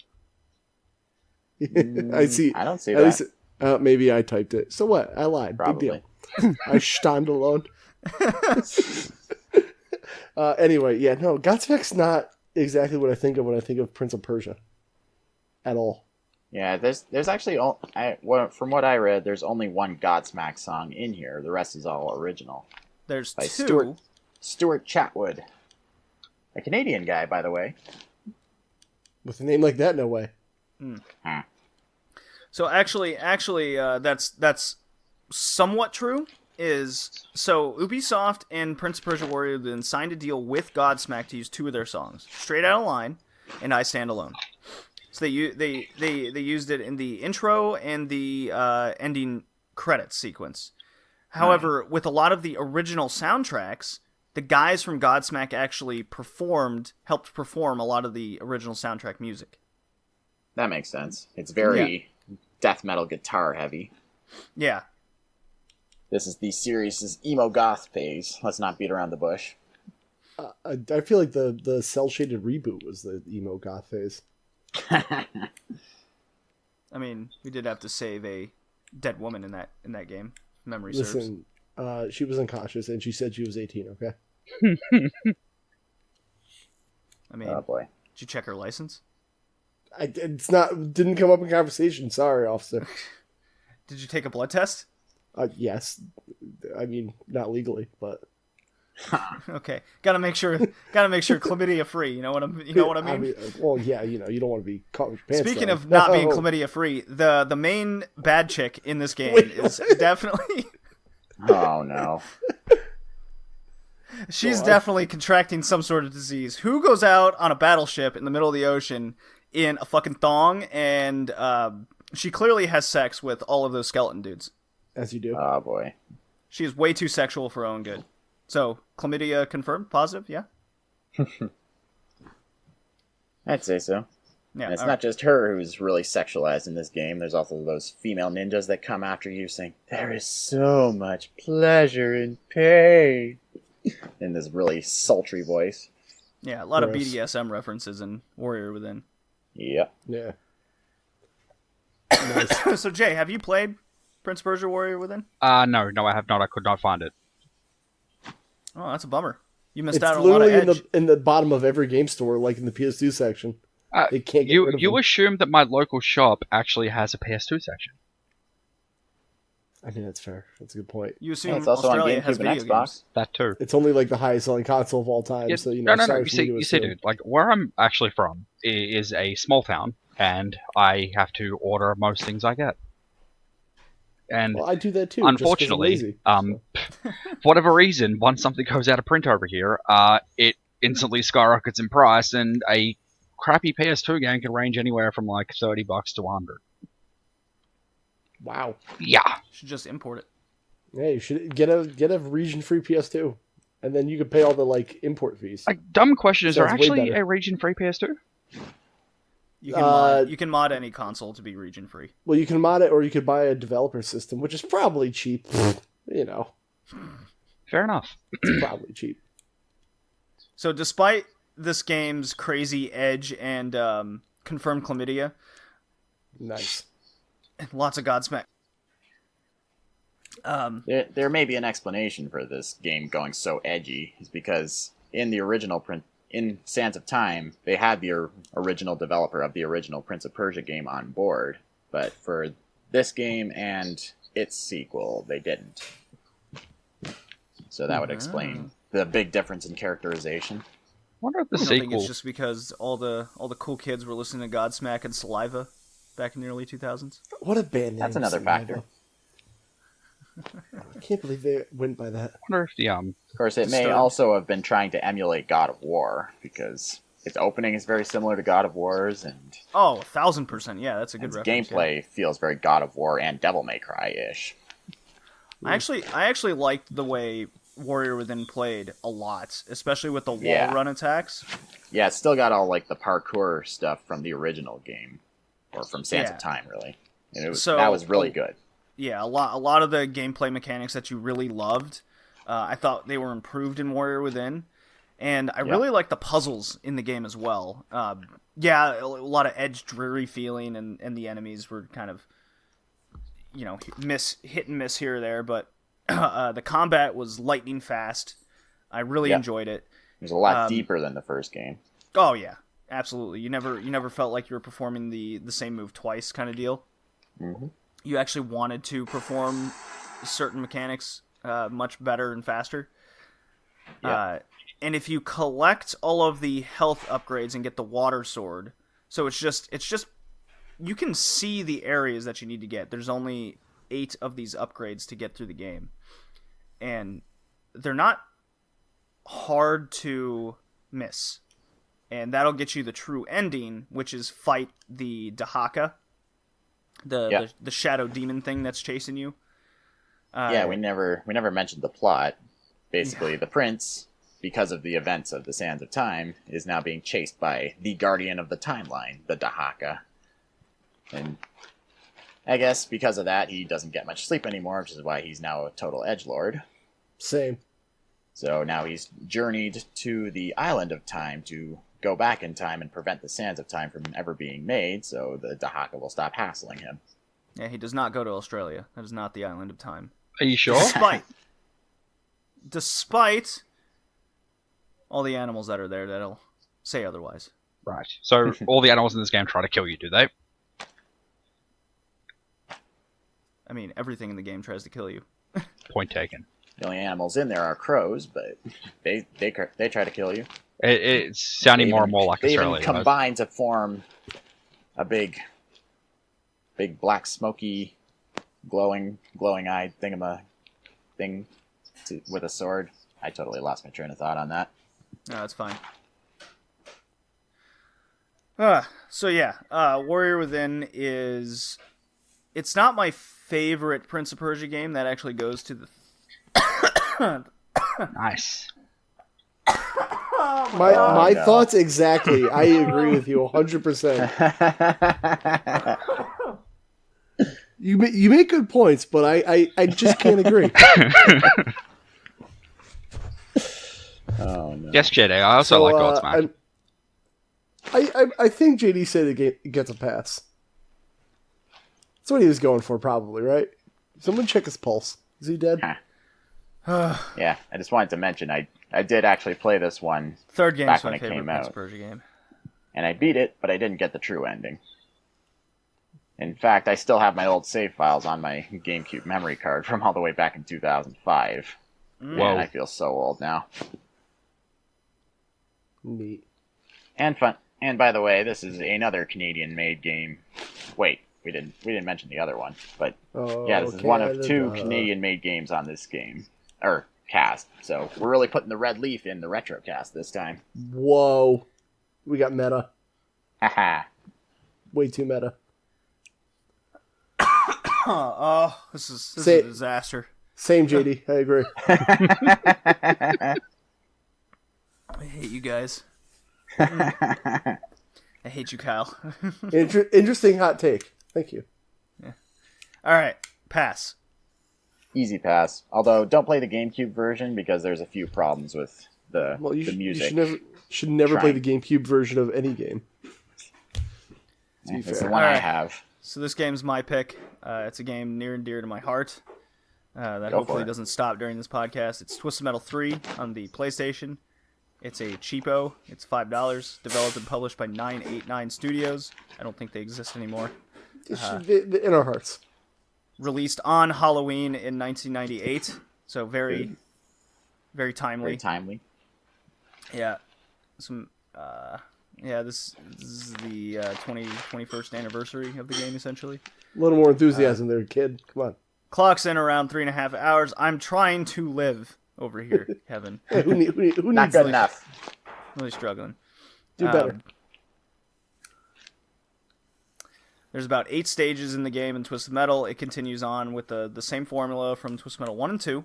You are a number of drivers that get put into the Twisted Metal tournament, which is a deathmatch tournament where you soup up your cars with awesome weapons. Seems special legal. attack. Same. Yeah. I agree. And I really liked the levels in this game because they each came with their own music for the stage and a special destructo weapon that came on the stage. So the blimp would have lightning. Hangar 18 would have a radar dish. The North Pole would have lightning attached to the North Pole. Whoa. Yeah. Tokyo would have a radar dish, because of course it would, and then You should Egypt have had would. tsunamis. What the fuck? Yeah, Egypt within one of the pyramids would also have lightning. So So it's all lightning. Got it. yeah, I mean it's either can we put a laser here or can we throw lightning in this? Developer went yes.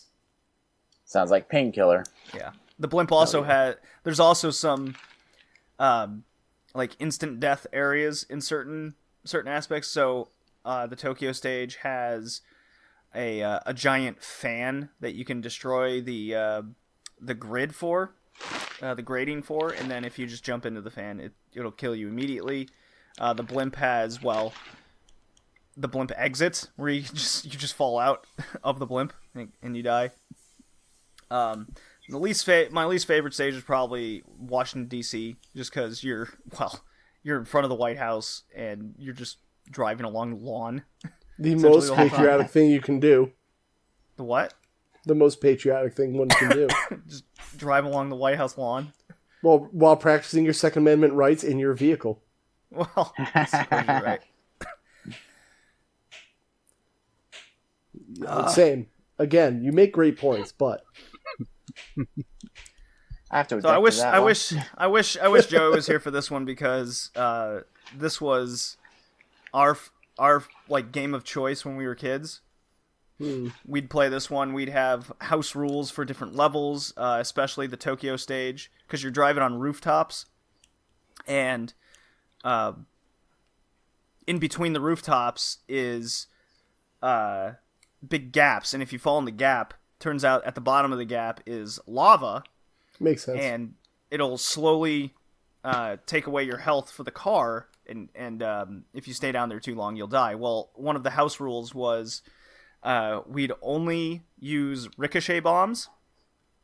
So we'd pump the bottom of these gaps with ricochet bombs. Nice. So if at any point you would get pushed into the gap, the odds of your survival are slim to none. Oh boy. Yeah. It's like when people play Smash Brothers and all they put on is bomb bombs. Yeah, it's shit like that. So we'd have, we'd do the Hollywood stage, and the only way you'd be able to kill somebody is pushing them through a warp pad. And, of course, on the other side of the warp pad, we've laid a TNT mine. So as soon as you warp, you just land on the mine every time. So there's a lot of house rules options in Twisted Metal 3. I think what a lot of people have an issue with this one is the controls, because you use the D-pad to steer rather than the analog stick, because it was kind of in between that time frame of analog stick and D-pad.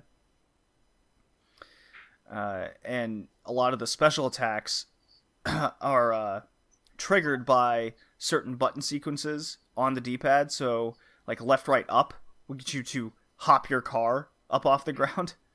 Well, you can imagine if you have to press up to go, that going left and right and turning, you're going to keep pressing up to go. Well, you'll just hop every now and again, or use the ice beam attack, etc. So I have a lot of fond memories of this game as a child. I could still just play this game for hours at any point in the day. I think it still holds up. Now I'm done gushing about one of my favorite childhood games ever. What about you guys? I'm the opposite. Aside from the first one for a previous cast, this is the only Twisted Metal game I've actually played. I mean, back in the day, since I was limited to PC, the only car combat game I played extensively was Interstate 76 on the PC. You didn't play Carmageddon? It was just a demo. Nope, never played Carmageddon. I don't think my parents would have allowed it. Oh my god. It was too bloody. Ugh. Well, your parents did you a favor. Don't worry. Yeah. Yes, JD, I agree. This game's controls are so unintuitive for me. I mean, I'm not used to having to use the analog stick only for like movement and such. I mean, I didn't even try using the D-pad because at this point in time, I don't have enough energy to really learn that. But I'd still say it's a good game overall. It just doesn't quite grab me specifically. I mean, I guess if I had more time with it and to be able to really get used to the controls, I'd like it more. Although if somebody were to ask me to play multiplayer at any point in time, I wouldn't say no. It's definitely a very multiplayer heavy game. Yeah, for sure. I can't disagree with that. And the soundtrack is pretty rockin'. It's pretty metal. Dude, it's got Rob Zombie, Uh-huh. fucking White Zombie. Let's see, what's fucking Pitch Shifter. He's in there with Microwaved. Yeah, I'm seeing three of his songs. Yeah. Dude, Pitch Shifter's all over this sucker. For sure. I'm not gonna lie, this is what got me to get the Rob Zombie album. Hellbilly Deluxe? If that's the album with Super Beast, then yeah. Yeah, I think that's it. Super Beast is a great song. It's really good. Really is. Funny enough, it wasn't this game that introduced me to the song. It was the Godzilla 2000 trailer. Wow, what a movie. I said the trailer. Wow, what a trailer. It was a good trailer. Madison Square Garden, baby.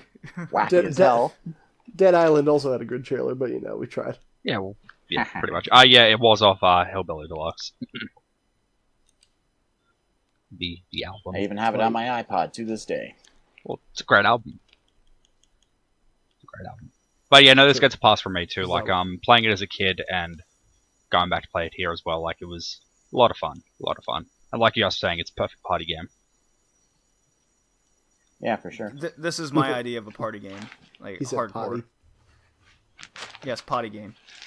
Gross. I will deathmatch kill you so much that you will need to go to the bathroom. No, So is he's going to use ricochet bombs. question for everybody real quick. Okay. Yeah, do that too. So a lot of people actually don't like 3 as a whole. Like when it comes to the Twisted Metal series, at least from people I've talked to, they always said like 1 and 2 had the original developers. 3 was like shot off to somebody else. Then 4 came back to being good, at least in the PS1 era, and then Small Brawl, whatever. But like I don't know, I always thought this one was my favorite. Am I crazy? This is my favorite. Yeah. Okay. So we're there. I think it holds up better than the first 2 do. Hot take. Head On is my favorite. You son of a bitch! I was going to say. I like that one. Yeah, it's a good one. It actually is. It's a great PSP game. Yeah. It's also a PS2 game. Is it? I played on PSP. Yeah. Cool. They ported it to PS2. Nice. Neat. You've got to be the pink race car, right? I was him, and then sometimes I'm Outlaw because I like the lightning. Because, lightning. Yeah. I think with the amount of absurd things that you could house rule up in Twisted Metal 3, with going to the pre-menu, putting in the passwords for like infinite ammo or whatever it might be, that's what I think gives it the edge over, say, Twisted Metal 4. But JD, that's Even cheating. though I think Twisted Metal 4 is technically a better game, I still have more fun with 3. Fair. But that's cheating. I'm not a Twisted Metal aficionado, so I can't really weigh in. Although I will say Twisted Metal is one of the coolest titles for any game that I've seen. Yeah, it is. Yeah. Now let's play the PS3 version. Hell yeah.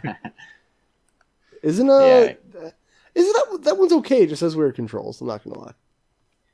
Well, I mean, that's kind of the thing about all Twisted Metal games. It's like, yeah, I wish the controls were better. Well, and also the PS3 one is like, hey, what if every car was driven by Sweet Tooth? And then someone went, why? Because it is. Shut up. Seems legit. Yeah. Do you need reasons?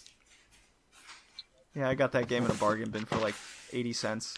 It was free on PSN, so. Yeah, I give it a pass. I might not go back to it soon unless a friend invites me to, but I still acknowledge it's a well-made game. Well, next time you come visit me, Colin, we're gonna drink and play Twisted Metal 3. Damn Colin, right. you want to play And then we'll Twisted play Metal 3? Twisted Metal PS3. Why? Don't. Just don't. I We really should wish record they'd ourselves redo laughing that. at it. They should redo it. Like, do a better game. Like, just because you did one bad doesn't mean give up forever. But Twisted Metal always seems to have these licensed soundtracks to them mean, fucking Twisted Metal Black has Rolling Stones of all people. That's not what I think of, but whatever. Yeah, Fade to Black? Is that the name of the Fade song? to Black's Metallica. Uh, You'll get it. You're doing your best. Don't worry. Paint it black. Painted Black, thank you. Thank you. Yeah, Cool. well, you tried. Yeah. I knew who it was. Didn't know the name of the song. You tried. That's All important. right. Colin, last game. All right. Yeah. Let's get this eat this wheat, guys. I'm hungry. All right. You're not hungry. My It's pick. a figment of your imagination. Shh, My don't pick. cough. Okay. My pick is yet another third in a series. We've had Love two those. before, Twisted Metal 3 and... Crap, I can't. Twisted Metal 3 Nice. and Tony Hawk 3. Now we're going on to SSX 3. It's tricky to it. Sick. Developed by EA Canada. Hey, look! Ooh. Look at that, another Canadian game. Blame Canada. Ooh, yay, though. Blame Canada. And published by EA Sports Big. Whoa. So yeah, you Remember know the- it's awesome. Remember when they had Edge? That was cool. Ah. Remember when EA made good games? No. Yeah, me neither. But yeah, it was released on the PS2, GameCube, and Xbox in North America on October 20th, 2003. Oh, And Same.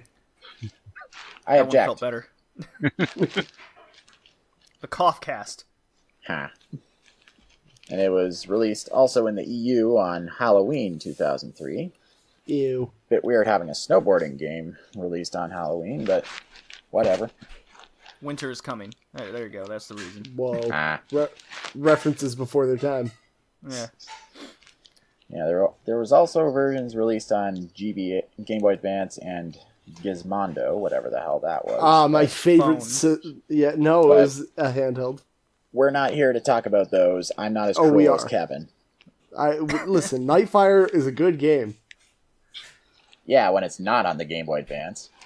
But you made us specifically play that version, so you're a sadist. Comedy. Guys, the Gizmondo's Wow. best-selling game was Sticky Balls.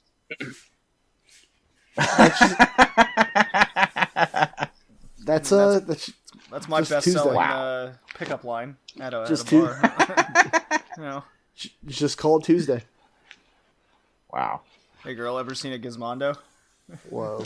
I need an adult. I need an adult. Ah, yeah. Me too, JD. Me You want to too. play with my sticky balls? I'm like, Me Gizmondo. too. Me too. If I get to use a red hot poker, sure. Oh god. Got him. Anyway, I've never played an SSX game before now. I mean, I briefly played Tricky at a friend's house way back when, but I never could get the hang of it.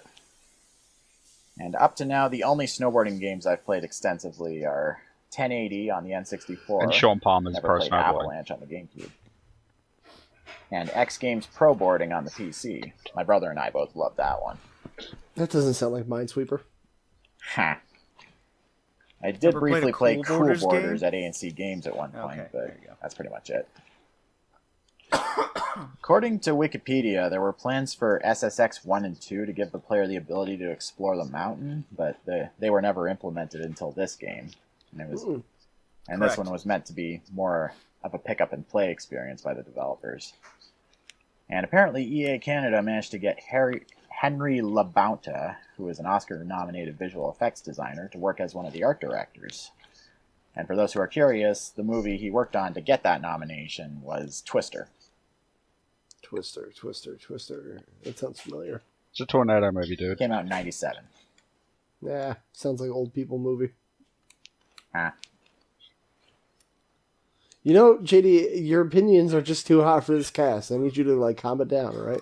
It's very controversial today, I isn't like how he it? said he is. You can't be saying these things. People are going to get offended. I feel like we're watching Marble Hornets. There's a lot of coughing in that one. Uh, For the one person in our audience who has actually heard of that.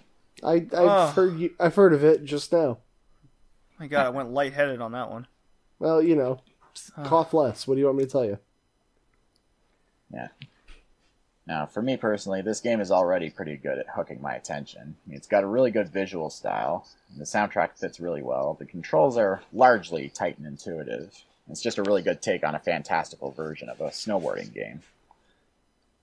I mean, the edging and carving really does feel fairly true to life, at least true to how a snowboarder like me would imagine doing such pro-level boarding in my head. Whoa. Are you a super pro boarder? I'm a boarder. Nice. Jury's out on whether or not I'm super pro. Whoa. I'm only Despite- pro. I'm not super. I mean, I've broken 2 bones doing it, so... That's because instant can pro judge. level right there. If you don't, Colin, if you know how don't, to snowboard? Barely. Oh, barely. Okay. Nah, I've done it for years, since, like, late elementary school. Oh my god, how come we never got to go in... Oh, that's right, the winters sucked when I lived in Canada. Yeah, they're pretty shit. yeah, you should go during the summer. We need to go to, like, Western Canada, the Rockies, or Colorado. The Rockies are our thing. No, they're our thing, man. The We U.S. got Whistler Blackcomb, Lake Louise, Jasper. Minnesota. Huh. I can say things too. I can So hear that's- that. SSX is good. Yeah. One issue I had was that in order to do spin tricks and flips, you need to use the D-pad. I mean, the analog stick does nothing in either regard when you launch off a jump, because it's meant Really? for like turning and carving. At least that's how it was when I played it. Maybe I need to modify the controls. But I feel like But the yeah, analog if you've sticks been did something. you've been using the analog stick this whole time for your carving and speeding, you need to switch over in midair, which can get a little confusing when you're just starting out. And thing is, if you try to use just the D-pad like I did, and like push forward to gain more speed, the minute you go over a bump or a jump, you start front flipping. And Yeah. that can make you bail pretty easily. Hmm. Although one mechanic of the game is that when you bail on a trick, you have to hammer on the square button to get back up on your feet to recover. I like the recovery option in this game. Yeah, it's very helpful. One thing I like about the game is that it's easy to learn and hard to master. I mean, you won't be able to do any like handstand grinds right off the bat, but you can still do some cool flips and spins. And it helps to upgrade your character stats with the in-game money you earn from playing the game. Hard to believe that kind of mechanic came from EA. Although it is EA Canada, and everyone knows being Canadian makes you nicer. I disagree. Is someone working in the kitchen somewhere? Yep. Okay. I can't control it. Okay. Just double checking. Yep. So, Go on. those are my thoughts. What about you guys? I demoed this a little bit because this falls into the Tony Hawk category for Kevin of like meh. Okay, not a Kevin game? Well, no, but it's not bad. Like I get the fun of it. It's just I personally hate the cold as it is.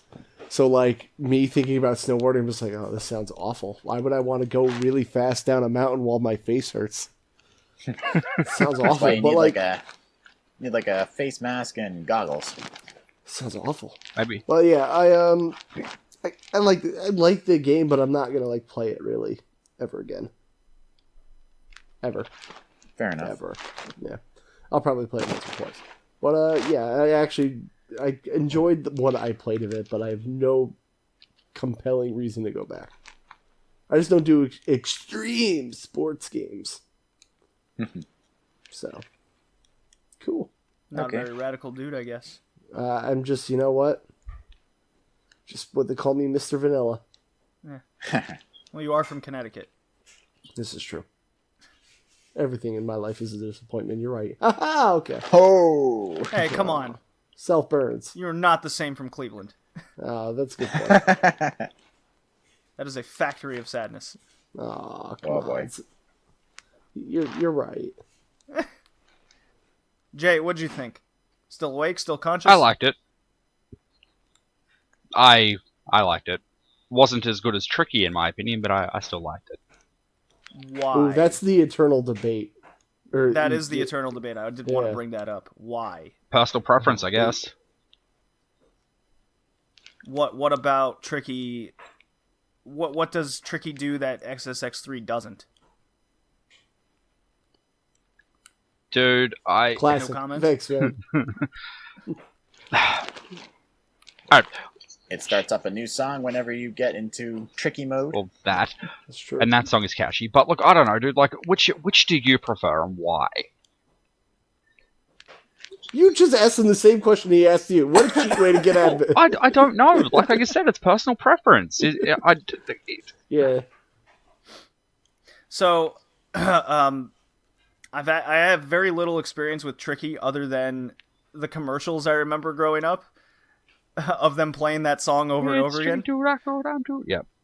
Rock around it, rock around It's it, Tricky. And that's about all I associate with SSX Tricky. But I have SSX, and that's mostly a downhill race kind of game. And you do tricks along the downhill race, and it's mostly down a tube. That's what it feels like.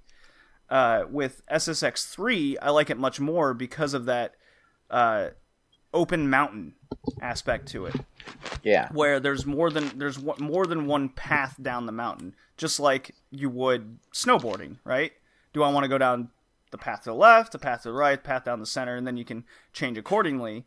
And it gives a lot of variety to the mountains. So it feels like, even though there's, let's say, 6 stages, it feels like there's 18, right? You go, oh, if I will go down the left side of the mountain, I can pull off more fantastical tricks, but they're harder to land because there's a lot of trees. It's not a word. Fantastical? Not a word. It is now. Oh, okay. You got me there. Yeah, told you. And then the variety in the game I felt was expanded upon in 3 compared to the first game. So they were able to pump out a lot more. It's almost like their vision totally came together in the third game compared to the first one. Like the first one was the start. The second one was trying to make it a theatrical performance, right? And then 3 put it all together. So you have your downhill courses, you have your half pipe courses, and then you have your super pipe course. So Super pipe. yeah, I did wish there was a grander presentation to it all, because what Tricky in the first one had to try to make it more fantastical. I'll keep using that word just for you, Kevin. Nice. Photosynthesis. Well, that only happened in Prince of Persia. Good point.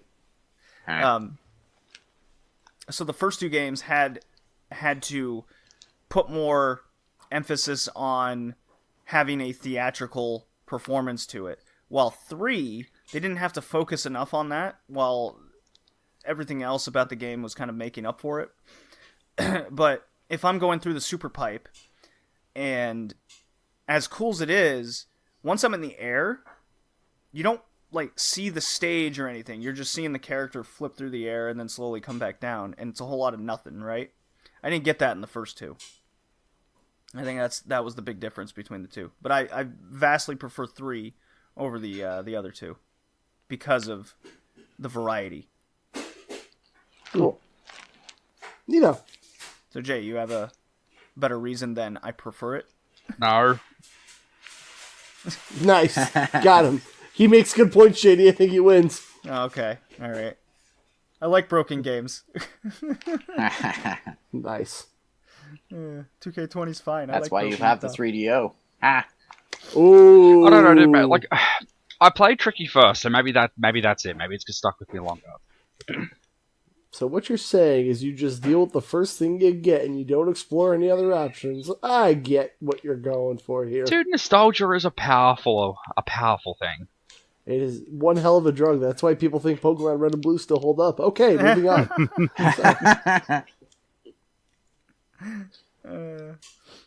WCW Backstage was a great game. Well, you know, it was on the N64, so no. Backstage Assault. I'm sorry. Yeah, finish that title. Yes. Wow, that makes it way better, so no. Yeah. Hey, Kevin, imagine this. A wrestling game. Whoa. Hold it. Pause. Hold on. Dramatic pause. with Whoa. no ring. Whoa. Whoa. WWF betrayal? Now, just hear me out. Did this happen during the Russo era? Dramatic pause. Yes, it did. Whoa, it's almost like they make sense. Judy Bagwell on a pole. Well, Okay. We all know that's the best on a pole match. Side she was on a tangent. forklift. I'm sorry. I would love a wrestling game to put in all of the dumbest fucking match steps in wrestling games. That would be fucking stupid fun. I think it's just That's called bad SmackDown fun. 2. Like a fucking like a manager on a forklift next to the ring and call it whatever on a pole. Like, or what else? Lethal Lockdown in the birdcage, that kind of stuff. Lethal Lockdown's cool ass match. Which was the wrestling game where you like go out onto the street and get hit by cars? SmackDown 2. Was it? That was that had some really weird things in there on too. PS1. Because you could get a Know your forklift. role, bro. Yeah. We're gonna get Colin to watch pro wrestling one day. Yeah, Colin, I'll take you to a wrestling show. Never! And then- Nah, I'm kidding. If I'm invited, Sorry. I won't say no. Here's I'm gonna throw it out there, and I know someone from like THU or AEW is listening because we're big deals. So I'm gonna throw it out there. You guys can have this idea. AEW All Stars. I'm just saying. That's it. That's all I need. AEW All Stars. Shut the fuck up. Why do you hate everything? I was just laughing at it. Fine. Stardom All Stars. That's better, but they're in fire. Oh yeah! Wow, how amazing how that works. Okay, so All right, so our games that we chose for the cast one time through: Tony Hawk's Pro Skater 3, Grand Theft Auto Vice City, Prince of Persia: The Warrior Within, Twisted Metal 3, SSX 3. I think all the games Colin, passed favorite, today. least favorite. They did. Cool. whoa. What? I didn't hear Favorite, that. least favorite. No, talking to Jay, but whatever. Favorite? Science. I'm probably going to say Prince of Persia. Just because Whoa. I had the most fun with it. It's the one I wanted to go back to the most. I mean, SSX3 and GTA were good, but this is the one I wanted to play the most. Mhm. And least favorite... I'm probably going to say Tony Hawk. Because then again, I played the Yeah. PS1 version. Ooh, the game with the perfect score. Whoa. mean- Well, None of these games are bad. I'm just a little torn on what I liked the least compared to. can most. confirm. Colin hates Tony Hawk. That's exactly what he said. I agree, JD. Twisted All right. Metal's a close second. Jay, you go next. Best game, Tony Hawk, and I guess worst game was probably Prince of Persia because I didn't get to play it. Boo. Oh. Kevin? Best game is Vice City because, yeah. And then least favorite game is going to have to be SSX and Tony Hawk. Just because I don't like them. It's a tie. You know what? Here, I'll give the worst edge to SSX because cold and snow. Fuck it. No, Jesus. You live in Connecticut. Why don't you move then? Because it's expensive to move and live here. Life is purgatory. So Didn't you there. just move recently? In the same town? Yeah, why didn't you just leave the state? Who moving. paying? You can get a U-Haul. I also have to finish my apprenticeship, so there's that. Yeah, just move over Okay. the border. Connecticut's small anyways. Yeah, that's not how it works. But go on. Alright. Favorite, I could cop out and say Twisted Metal 3, but You I'm going should. to take the nostalgia glasses off and actually pick Vice City as my favorite game for the podcast. Well, we're agreeing. I am agreeing with you, Kevin. Well, our podcast And then is my definitely canceled. least favorite game is Tony Hawk 3. Huh. So, Jay, I'm sorry, but we all hate your game. That's fine. Nice. I liked it, and that's the important part. For you, if you want to be wrong, Ah. you heard a definitive answer is that Tony Hawk 3 sucks. But Imagine guys, Retrocast approved. It's a perfect game. Put it on the box. Yeah, well, so was Perfect game for all of us to hate. nice. Got him. Breath of the Sick Wild was a burn. perfect game for 2 weeks too. I agree, JD. Well done. What was? I'm Breath of agreeing the with Wild Kevin, had no so- flaws. Shit, I'm out of water. Yeah, well, Oh you know, no.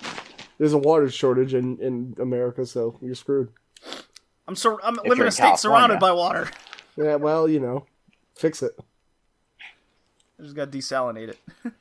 Get William Shatner to build a pipeline from Seattle to your state. Flint, Michigan's probably got some you can have.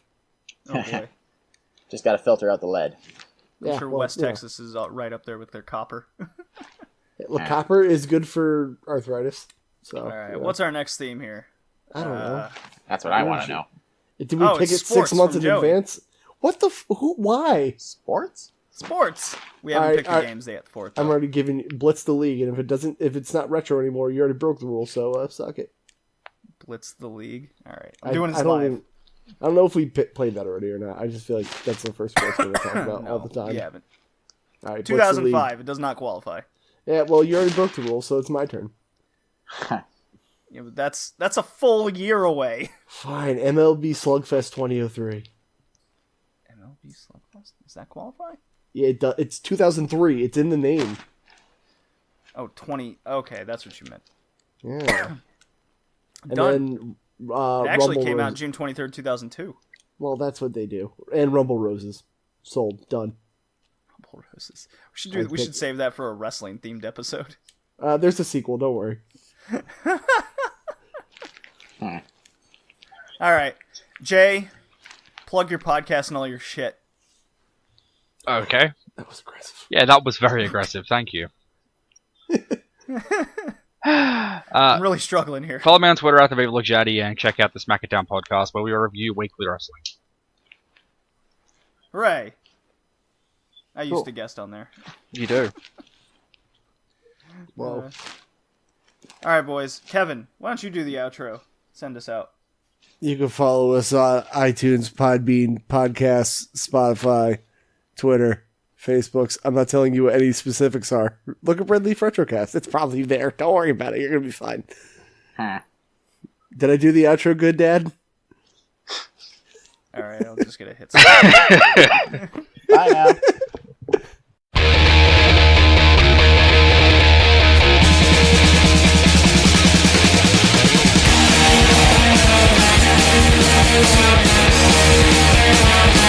If you like to gamble, I tell you I'm your man. You win some, lose some, it's all the same to me. The pleasure is to play, make no difference what you say. I don't say green, the only card I need is the ace of spades. The ace of spades. Playing for the high road, dancing with the devil, going with the flow. It's all a game to me.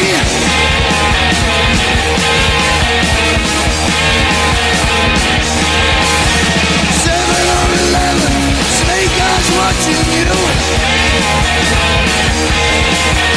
Double up or quit, doubles take a split. The ace of spades, the ace of spades.